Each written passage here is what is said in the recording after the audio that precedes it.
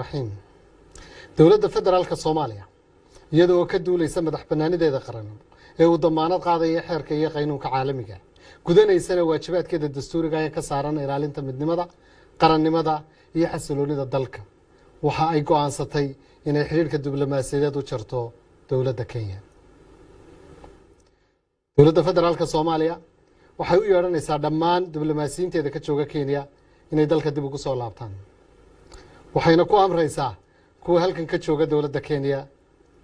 inay dalka kaga baxaan muddo 7 maalmood ah oo ka bilaabanaysa caawa oo bishu tahay 15 December 2020 shacabka Kenya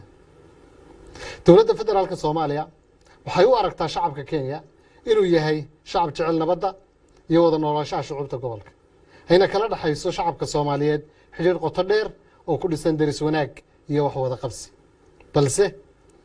hoggaanka maanta ee dowladda Kenya uu ka shaqeynayo kala fogeynta labada shacab ee wadaagta sababta go'aanka dowladda federaalka Soomaaliya waxay u gaartay go'aankan si ay uga jawaabto xadgudubyada siyaasadeed iyo faragelinta qaawan ee isdaba joogga ah ee muddooyinkii ugu dambeeyay ay dowladda Kenya ku haysay madax banaanida dalkeena ugu dambeyn dowladda federaalka Soomaaliya waxay xaqiijinaysaa madax banaanida qarannimada iyo midnimada ummadda Soomaaliyeed si waafaqsan dastuurka dalka shuruucda iyo xeerarka caalamiga wax gorgortanana haba yaraatee dowladdu kama gelayso xorriyadda